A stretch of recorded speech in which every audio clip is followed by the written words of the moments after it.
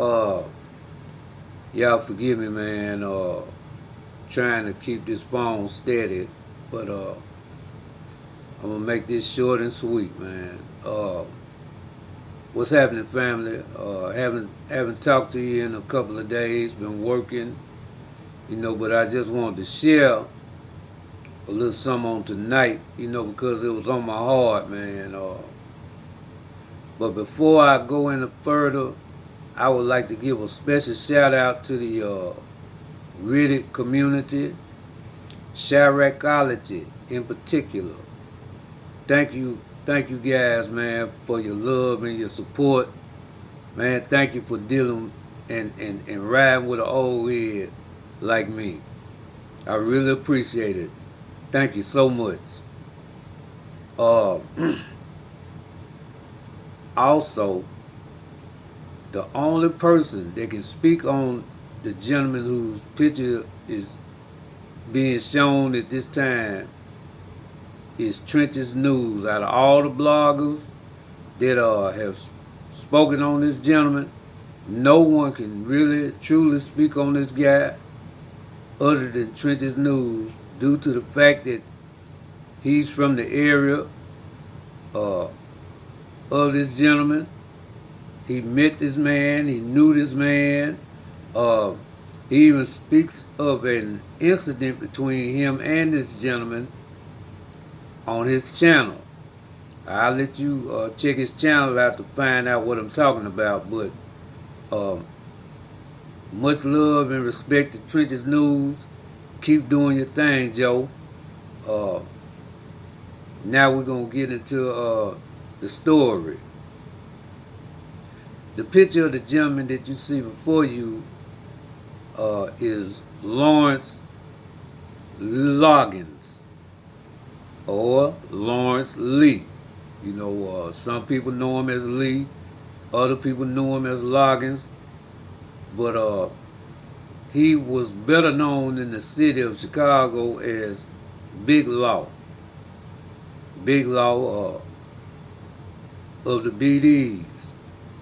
May he rest in peace. He's no longer here. But I want to speak about this gentleman on tonight because in a, I guess, inverted type way, I knew him, but I never met him.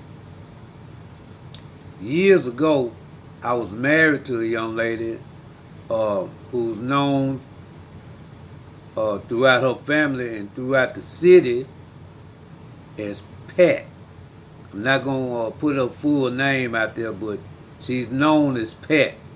Money getting sister. God damn it. Money getting go getter. She gonna get some money. Pat.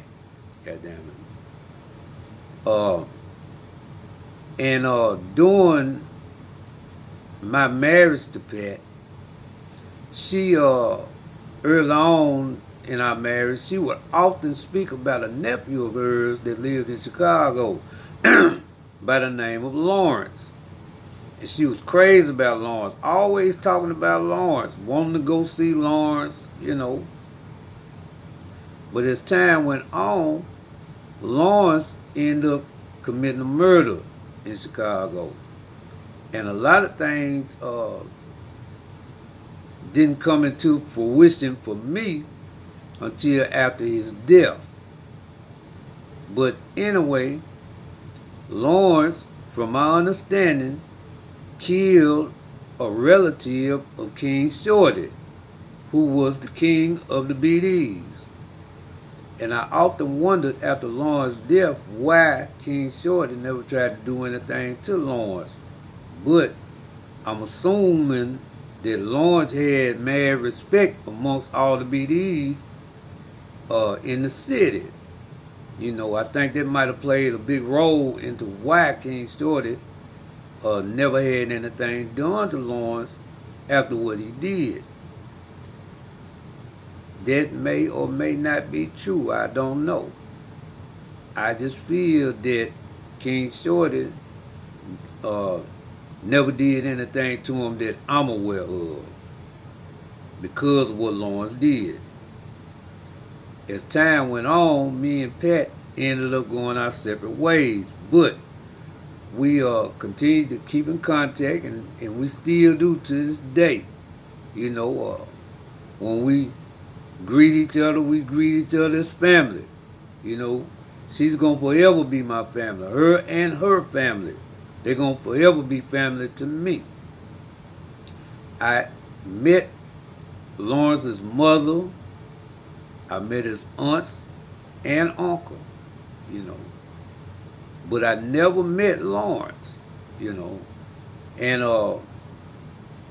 I didn't know him as Big Law until years later. And Pat's son would talk to me about his cousin Lawrence. And he told me that he is known in the city as Big Law. You know, and they were first cousins, Pat's son and Lawrence. They were first cousins, but Lawrence was like a big cousin to Pat's son. He was a little older, you know. But they were crazy about each other. But anyway, on the day of Lawrence's death, which has been well documented, Lawrence attempted to,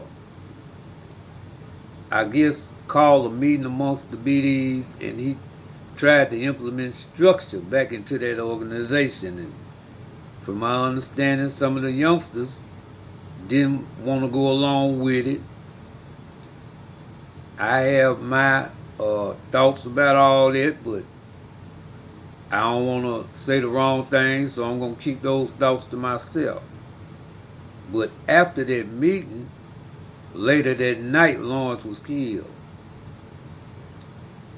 Once Lawrence finished doing his time, from my understanding, he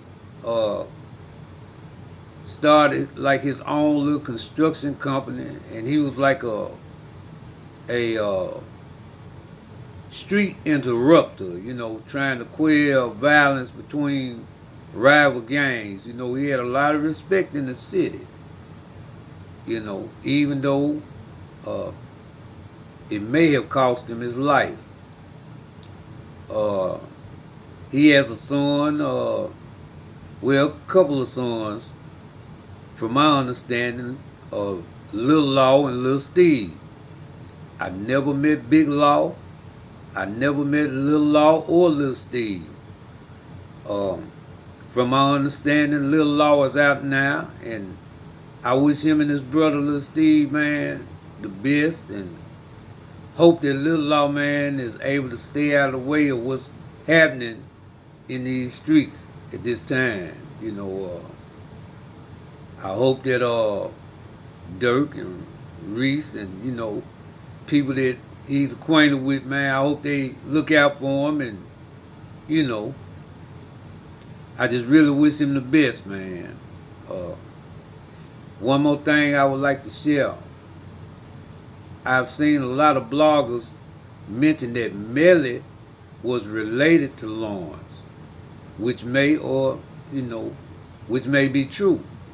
But I never heard Pat or her son ever mention Melly at all. Now,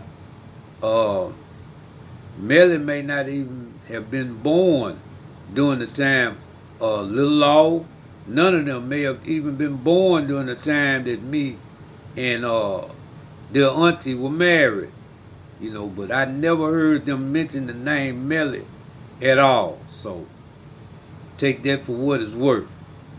But I just wanted to share this tonight, man, because it was on my heart, and I've heard so many people speak on bro that don't know anything about this man, you know. I mean, nobody's perfect in this world, ain't no saints. You know, and sometimes, you know, we get involved in things that may cost us later on in life. But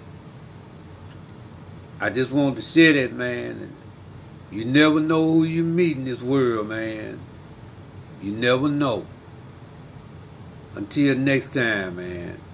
Rest in peace, bro.